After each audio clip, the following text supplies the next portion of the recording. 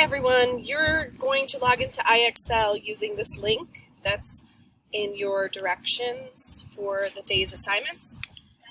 Once you click on them, then you're going to put in your child's username, which is a 5-digit number, and then the password. You should find these on the password sheet that I shared with you last week. Once signed in, you will notice that there is an area over here with a star that says 2 skills suggested by your teacher, and that is what you will click on to get to the assignments that were put in for your child.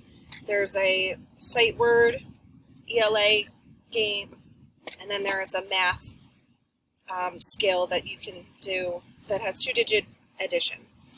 All right, I hope that's helpful, and have fun with that.